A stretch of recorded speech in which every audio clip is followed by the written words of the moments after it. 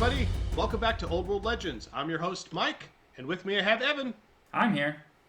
Hello. All right. So, in this segment, we wanted to talk about rules, or not just any rules.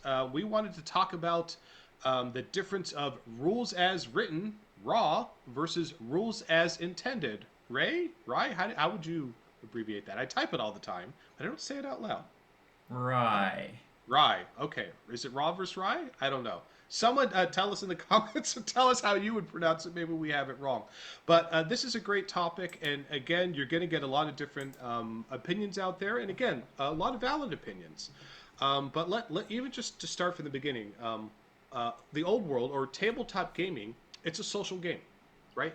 It's a game between with you, not between, but with you and your opponent, the other person you're playing against, right? And the goal is for both of you to have a great time. And you absolutely can try and win and have a great time. Those are not conflicting goals. And if they are conflicting for you, perhaps you might want to have some self-reflection about why you're playing the game to begin with. The point is to have fun, right? Everybody should be having fun whether you're winning or losing. So, but what constantly happens, the rules are deep, they're complex. They right. I think that's part of a draw for this particular gaming system, the old Yeah. world, versus some of the other games that GW makes and other companies such as AOS or 40K. Is they've really streamlined their rules, and they've definitely there's a lot of benefits that have come with streamlining the rules. It's easier to dive into, right? It's faster to get up and going. There's definitely less rules, conflicting rules. It's cleaner, Hmm. but at the same time, I think it's a lot of that depth of the old world system that creates immersion, that creates Hmm. personality, that draws us into this feels like this is what this student should be doing, and we'd love that. We'd love Yeah. that about this game, and so we don't want to lose that. But there's a cost to having really cool rules, really deep rules.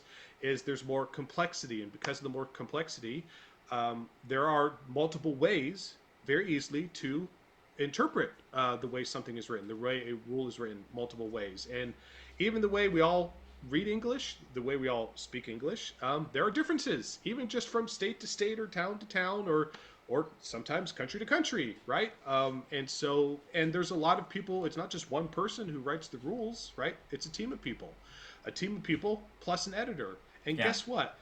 It's a small team, and there are tons of rules and army books, and it's just they're never going to write the same thing twice perfectly. Mistakes will be made, and that's okay. I can tell you this before we dive into it. I genuinely, deeply believe that the old world exists today because of the passion and the love for this game system from JTY and his team. Absolutely, because this is a game system that Games Workshop had retired, and it was only from the desire of these passionate teams, the specialist game team, that brought the system back. So despite there being mistakes, despite they might not focus on the thing you want them to focus on, they do. They're a small team. They are working for a company that has, their goals and business criteria and objectives. But I genuinely do believe this team cares deeply about this game and just wants it to be the best version of the rules we've ever played. And I think it is. I think that as someone who's played 3 other editions of Fantasy, this is the best edition. All of the kinds of growing pains and the kinds of discussions that are happening now were happening 10, 12, 15 years ago. Oh yeah, And at the same time, it's still the most fun it's ever been, I think. absolutely. And again, despite its flaw, and you know what, there is no such thing as a perfect rule system. Except I know people would say, well, chess is the perfect rule system. No, so Well, one player still but gets to people go don't like first. chess. That's Yeah, right. So chess. it's still not perfect. That's Yeah. right. And there's also no such thing as the perfect game of the old world that's ever been played. No, I promise you, no one has ever exactly moved every unit, wheeled exactly perfectly, and moved everything the right way in every single rules interpretation. It doesn't happen. Even for people who would deem themselves rules experts, or people like us, Evan and myself, who read the rules and invest very heavily in trying to make sure we're having a fun experience with our opponent where we both understand what's happening. Mistakes happen, and that's okay, right? Again, back to the original point. It's a social game, it's a contract. But let's dive into philosophies, because that's where we started with rules as written versus rules as intended. These are two different philosophies, and neither of them are right or wrong. It's just a preference of the community. And the one thing I tell the Old World Legends community and anyone listening to this channel is it's not about what I want. It's about what does the community want? What do the players want? What are the people who are talking in our Discord, people who are socializing in our community, people who are showing up to the events? What do they want to do? How much fun do they want to have? What kind of scenarios do they want? It's really about the community, and so that's really where we start with. So there are a lot of TOs out there who totally validly are love to do rules as written. And Evan, when you hear the word raw or rules as written, what does that mean to you?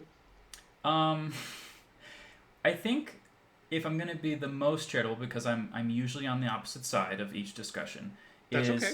is that what rules as written people want is they want to have a clear and concise conclusion to any kind of question so that they can play it the right way, so that it can be consistent and it can stay expected. Because if you get an unexpected situation where you don't know how something might work, it could very easily lose you the entire game.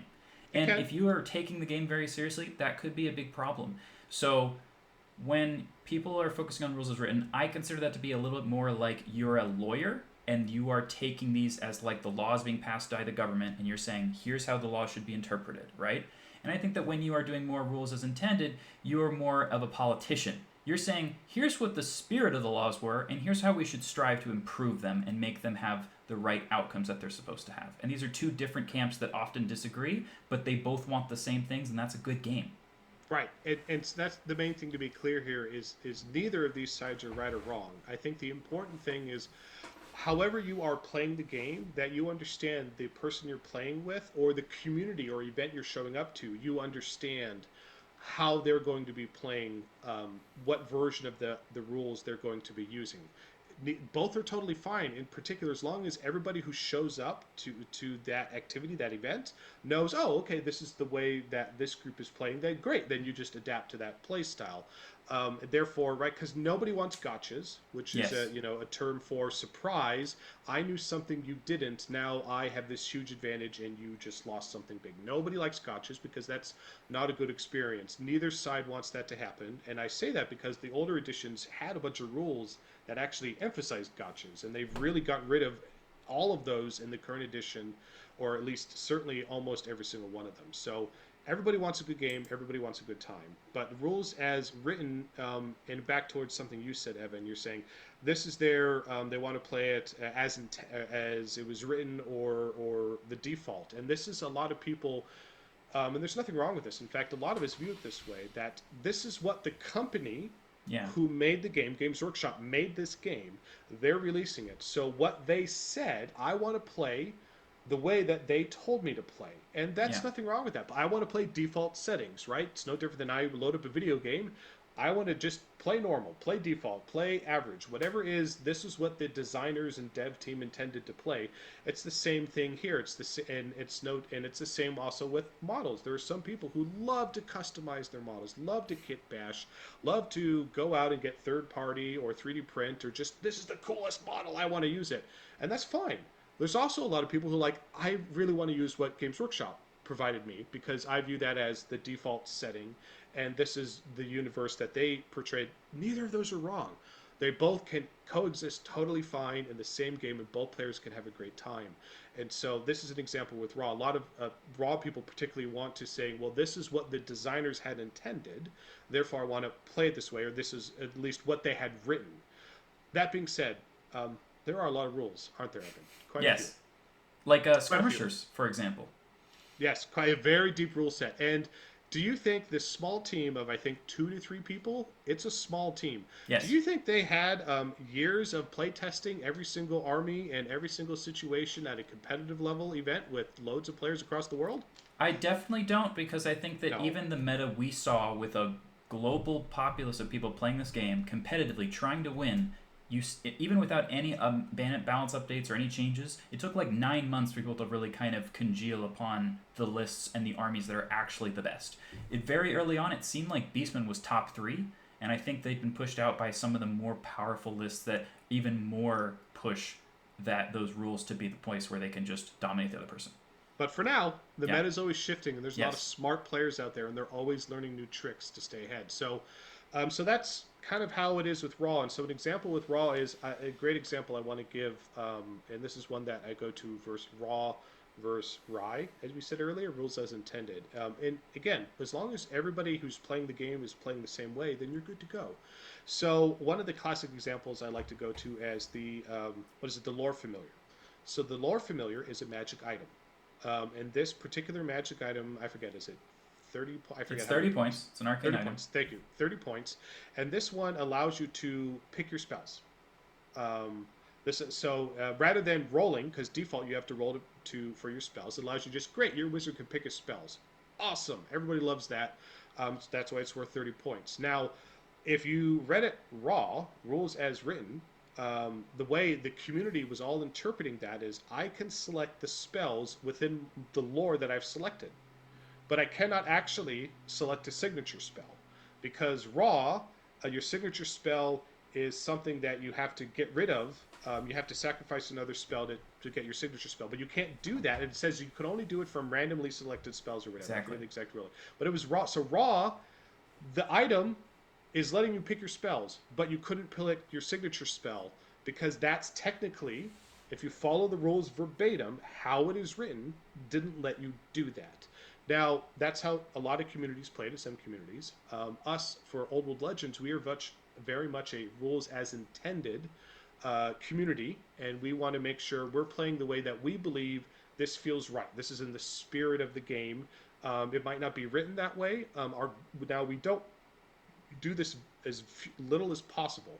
We do not want to, ideally, as a TO, I don't want to make any rulings. I don't want to make any FAQs. I don't want to make any judgment calls. I want the rules to be strong enough to stand on their own and for the players to be able to resolve the situations on their own. But there's too much, and sometimes you just need some support. Nothing wrong with that, right? It's right, even with professional sports, right? There's refs helping with things all the time, right? Because there's just a lot going on. But we want to make as few rulings as possible. But this would be an example as we believe the spirit was no, the point of it is picking your spells. You should be able to pick your own spell. And so you can pick your signature spell. That's how we played it. Until In particular, the some point. faction signature spell. Yes. We Yes. let you do that. We definitely let you do that as well. That's how we interpreted it. Versus, I could choose the signature spell, not just of the lore I have, but I could choose the signature spell of your faction as well, because that's how we believed was the spirit of it. And sometimes we have, in many cases, in our FAQ, GW has later updated their FAQ, and hey, we got this one right. Perfectly, spot on. They just confirmed the way we were playing this, and I could go over other examples, but I won't today because it's not the point of this video. In some cases, we find out that GW, the designer team, when they decide to answer this, they say no, they would prefer actually the rules as written, the raw interpretation, or perhaps we misunderstood it entirely. That happens too, right? Which is why I'm very thankful that the GW design team, when they have time, does put in the effort and energy to release FAQ updates. In some cases, with this one, we got it half right and half wrong. Yeah. Or at least they interpreted it a different way. And I say half right, half wrong. It's kind of not necessarily fair because sometimes the design team clearly meant for something to work in a very certain specific way, and sometimes they just didn't realize the ripple effect of a ruling that they made or how it potentially interacted with a different item or unit or ability because, again, it's such a vast game. Yeah, and But we saw this with the Spectral Doppelganger spell and how they ruled strikes last and strikes first. So it started off, Yep. people were saying, hey, can I use that magic sword that gives you strikes first to cast Doppelganger at initiative 10? And then the first FAQ that came around says, no, strikes first doesn't affect Doppelganger, it's always an initiative. Then people switched to, okay, then every wizard who can take a strikes last weapon can cast Doppelganger at their own initiative, especially the Vampire Lord.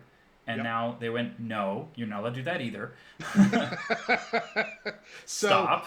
and again, there's nothing wrong with both sides, right? And Yeah. it's fine for competitive players who are trying to, create an awesome list or the next spice or something really compelling to bring to the battlefield. They're looking for that slight edge, and they're not breaking the rules. They are working within the framework that the design team and FAQ has provided, which is why at the end of the day, there is an FAQ both from GW and most local TO scenes out there, your event scene out there, will have an FAQ they've provided their own. Some just use other people's FAQs. Again, we encourage everyone.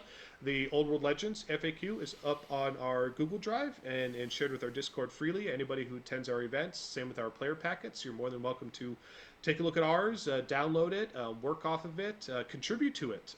We are Yeah. constantly for our events and both in person and online, always researching and trying to refine it, make it better, make it more comprehensive for players.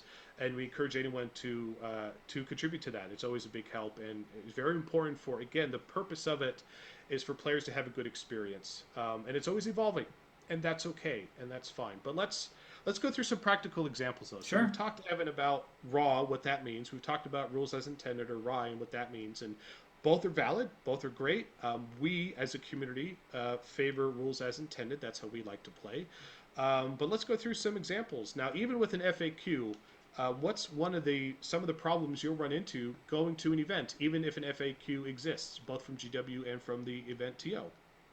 Well, I think that the most common one is that I think there's so many situations where skirmishers don't quite work because all of the rules in the game are built around units that have arcs, that they stay in a brick so that you have a thing to move into, and Hmm. then that you engage with it that way. So, what happens when a skirmisher unit flees? What happens when it uses evasive? What happens when it's charged from multiple directions? If it doesn't have any arcs, then how can a unit be charged in its flank if it doesn't have one? Well, there's definitely a lot of. So you drive down to a very good example of where a lot of the FAQs come in. But I'm going to go a step higher than that. First of all, not everybody has read the rule book from start front to back. Mm. Even if they have read it, they didn't all necessarily understand it the same way. Or different. Every I guarantee you, all the different players have different levels of play experience. A player who has the same level of understanding of the rules as another player, but this player has played 3 games and that player's played 80 games, it's going to be a very different experience, right? They're going to have different expectations. They've played versus a lot of different armies. For somebody, still common, right? There's so many different armies from core factions and legacy factions. Rules, you're going to play games at events with friends and new people you're meeting who you just now faced that before. You don't like, what is that? I don't know how that works. This is so cool. What is it? So, and then even if they had read the rules and played a bunch of games, do you think everybody read the GW FAQ? Or everybody read your event FAQ? I I can tell. think that in my experience, most people have read the GW FAQ. I did have one game in like our second or third one where the person was very new to tabletop. They had never played tabletop games before, and they were like, "I really like Total War. I'm just going to show up," and that I is love those amazing. people. Yeah, Those it's people are the amazing that best. people are doing that. It's so cool because Yeah. wow, you really stepped in the deep end. But it's such a new environment to be in, to be like, wait, there's some other page I need to read that tells me that the Berserker Sword isn't going to give my Minotaur Lord 7 attacks? Uh, but and so yeah, so I just want to also be cognizant for everybody. Even if you are the most hardcore, rules as written or rules as intended player, it's a big system, and it's hard to remember everything perfectly, and it's okay. Mistakes yeah, are going to be made. Remember, at the end of the day, the most important thing is those two players are having a good time, right? And they're creating stories, and they're going to have a tale to tell their friends, whether they win or lose. Like, you can't believe what happened this game. The dragon tripped over a log in the forest and killed himself, or whatever it is. It just they're going to have a great experience. They're going to forge a narrative of what's happening, and that's what you're really trying to create that experience, right? That's what I love about Old World, is I feel it is more an experience yeah. than it is a competition. Or Both can another way to put it coexist. is like it's vibes. Like the vibe is that I should do this thing or this is how it should go. Like one of my favorite things ever is like, you're playing a game with your friend or during an event and you know that we're not at the top table or we're just having fun and I'm like, you That's know okay. what? I think it'd be really great if my general goes and fights your general. Let's just have them smack each other. Just because. That's Yeah. right. And say something rude to that other general too.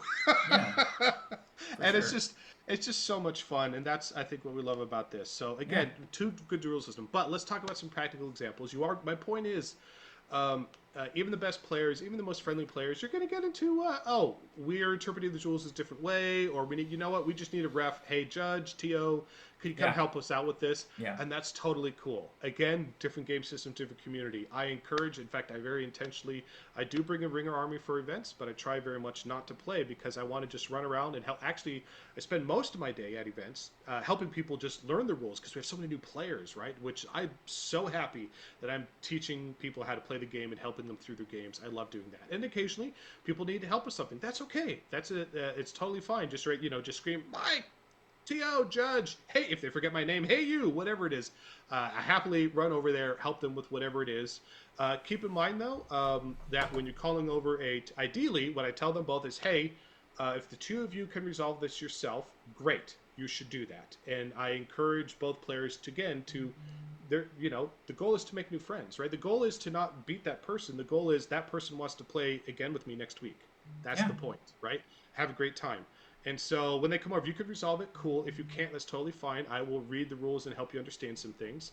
If you get to this is a, that being said, myself, a lot of the FAQ stuff we answer, we research these things. It is, let's go look up the rule. Let's go see how people interpret this online. Let's cross-reference everything. That takes time. Sometimes that can take 10, 15 minutes per rule. Sometimes it could take over an hour, Yeah, depending so on sometimes it's not worth the it, or complexity. sometimes you say, hey, let's just both roll a dice. If it's a 4 Right. plus, we'll do it one way. 1, 2, 3, we'll do it the other way. Exactly right. So I can't. So in the heat of the moment at an event, if you ask a TO or a ref to come over, they will say, if you want me to make a ruling for this, I will. But once I make a ruling for it, that's it, right? And you're going to have to move forward with it. And once I, players are almost 99.9% of the time they're going to be, yep, it's cool, high five. And they'll accept it, whether it's in their favor or against them, and they'll move on. Similar to a sporting event, right? A ref comes over, makes a bad call, a good call, or a bad call, whatever it is. Everyone accepts it, moves on to the next thing. They'll remember it afterwards, like, oh, they got that wrong, and they'll come back and show me something later that's fine. But again, similar to setting up terrain, you got to keep the event going and moving, and it's totally okay. And remember, it's not about winning all your games. It's about having, it's having all great games. That's Yeah. what matters. About having all great games. So I encourage them. And it's sometimes you will get to a situation where something has already happened and someone broke a rule. Like I get to a table sometimes and like 3 rules have been done wrong in a row, and it's like stacked on top of each other, and I can't really undo this in a clean way. And it's like, well, you guys got yourself into this situation, so I will. You just said it, Evan. At the end of the day, sometimes it's 4 up, it's your favor. 4 up, it's your favor, because I can't undo like a turn ago or 3 things you did in the wrong order, and that's, you know what? That's fine, right? It's about moving on and go to the next turn, go to the next charge, the next spell, the next whatever, the next game, right? And have a laugh with your opponent. That's the Yeah. most important thing. Yeah, absolutely. Cool.